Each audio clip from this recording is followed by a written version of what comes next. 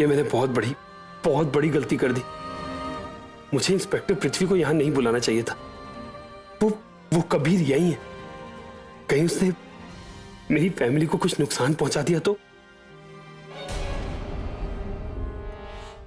किसी का इंतजार कर रहे हो?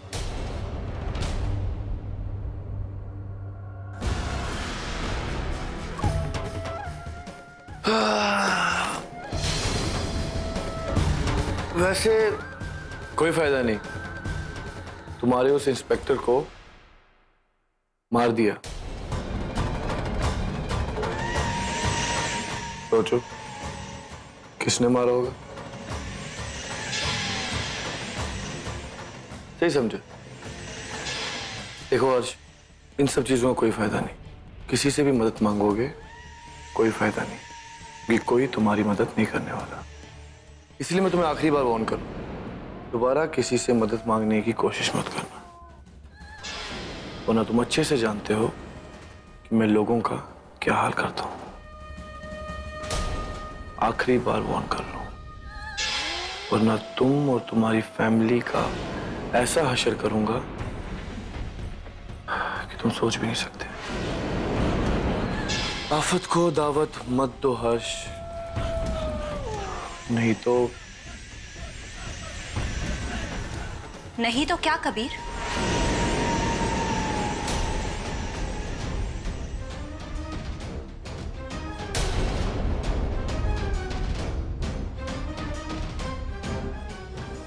बोलो, क्या हो जाएगा कबीर?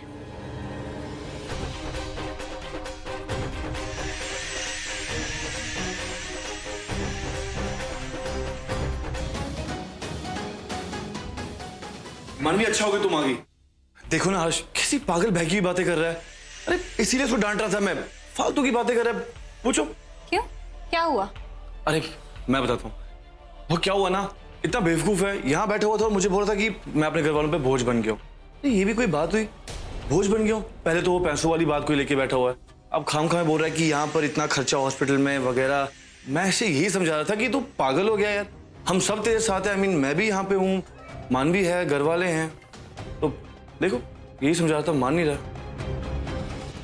दादा, कबीर बिल्कुल ठीक कह रहे हैं, और आप प्लीज अपने दिमाग से ये सारे ख्याल निकाल दीजिए। आप हम पे बिल्कुल भी बोझ नहीं है। मैं बस इतना चाहती हूँ कि आप जल्दी से ठीक हो जाइए और घर चलिए। Kabir, thank you so much. Please मानवी यार, तुम ये बात बात पे थैंक्स बोलना बंद करो। अरे तुम लोगों को मैं अपना समझता हूँ, अपनापन दिखता है, अभी तो ये सब करता हूँ, वरना मैं किसी के लिए नहीं करता।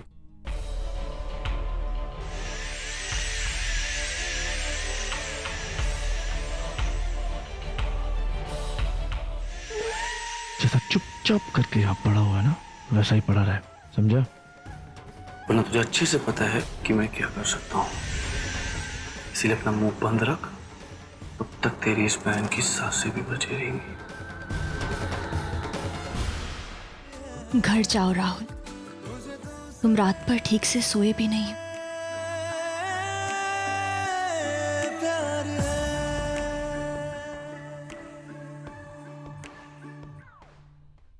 सोई तो तुम भी नहीं हो, तुम्हें अकेला छोड़ के मैं कहीं नहीं जाने वाला।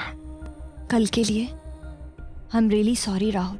वो पता नहीं मैंने कैसे तुम पे हाथ उठा दिया, मुझसे बहुत बड़ी गलती हो गई। तुम मुझे माफ नहीं करोगे? मुझे ऐसा नहीं करना चाहिए था, पता नहीं मुझे क्या हो गया था। I am really sorry.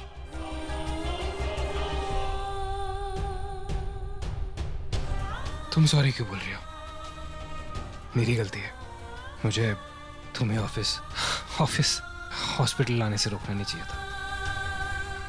मानवी, मैं झूठ नहीं बोल रहा हूँ यार, मैंने तुम्हारे सामने डॉक्टर को फोन किया था और उन्होंने कहा था कि हर्ष की तबीयत बिल्कुल ठीक है, और लगता है उन्हें कोई गलतफहमी होगी और कोई कंफ्यूजन होगी, और शायद कोई और हर्ष, और उन्होंने किसी और हर्ष का स्टेटस बता दिया होगा।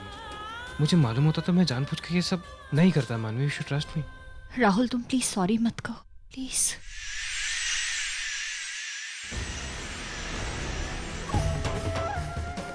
इन दोनों को 2 मिनट क्या मिल जाते हैं साथ में, सब ठीक कर लेते हैं, और ज्यादा वक्त नहीं हो पाएगा ये सब। मेरा अगला वार इनके बीच इतनी प्रॉब्लम्स क्रिएट करेगा कि एक दूसरे को पलट के भी नहीं देखेंगे। राज सभरवाल ने अपने बेटे के साले पर करवाया हमला। What the hell is this, Dad? Rahul के ब्रदर इन लॉ हर्ष चैटर्जी पर हुए जानलेवा हमले के बाद उसे हॉस्पिटल बेहोशी की हालत में लाया गया और हर्ष ने ये बयान दिया है कि राज सबरवाल की बात ना मानने के कारण उन्होंने ये हमला करवाया।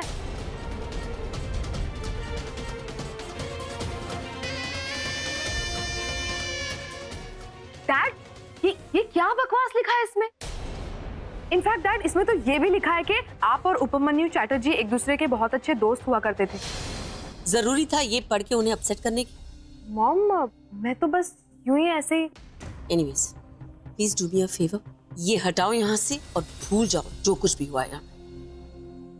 अभी राहुल आने वाला है हॉस्पिटल से, ये सब उसके सामने मेंशन करने की कोई जरूरत नहीं है, ठीक है?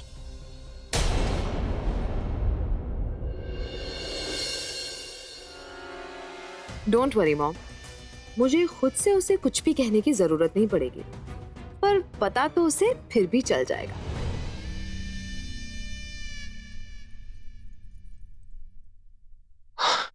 मॉम, जल्दी से ब्रेकफास्ट बनवा दीजिए, मैं शार लेके वापस हॉस्पिटल जा रहा हूँ। क्या है? What is this? क्या बोल रहे हो राहुल? तो तुम्हें मालूम नहीं होगा ना कि अखबारों में क्या छापा है तुम्हारे भाई ने? आई एम श्योर पूरी दुनिया हंस रही है हमारे ऊपर। तुमने जो कुछ भी कहा मेरे डैड के बारे में सबके सामने, मैंने सब झेल लिया, but this is taking it too far. समझी तुम? क्या जरूरत थी इसकी? नहीं राहुल, ये दादा ने ऐसा कोई इंटरव्यू नहीं दिया। ओह कम ऑन मैन, कोई भी रिपोर्टर बिना सब्सटैंशियल स्टेटमेंट के ऐसा कुछ नहीं छाप सकता, वो भी मेरे डैड के लिए।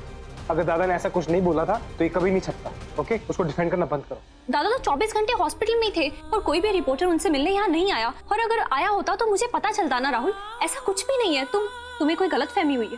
प्लीज मैम, तुम तो रहने ही दो, तुम खुद ये पाठ पढ़ रही थी, ये तुम्हारी स्टेटमेंट्स हैं। तुमने कहा था ना कि ये सब मेरे डैड ने करवाया होगा। क्यों मेरे डैड के ऐसी गलत स्टेटमेंट्स दी उसने? हाँ, मैं तुमसे पूछी थी, उसी से पूछना था। दादा सो रहे हैं राहुल। really? पता है, जाग जाएगा। I'm bloody caring anymore. Rahul, Rahul, तुमने पेपर पढ़ा? आपको पता था आंटी? आपको पता था तो आपने मुझे क्यों नहीं बताया? नहीं नहीं बेटा, मेरी बात सुनो, मुझे लगता है कोई बहुत बड़ी गलतफहमी हुई है। मेरे डैड ऐसा नहीं कर सकता, कभी भी नहीं करेंगे वैसा कुछ। बेटा, हो सकता है हर्ष से गलती हुई होगी, उसे माफ कर दो। मैं उसकी तरफ से तुमसे माफी मांगती हूँ, उसे माफ कर दो बेटा।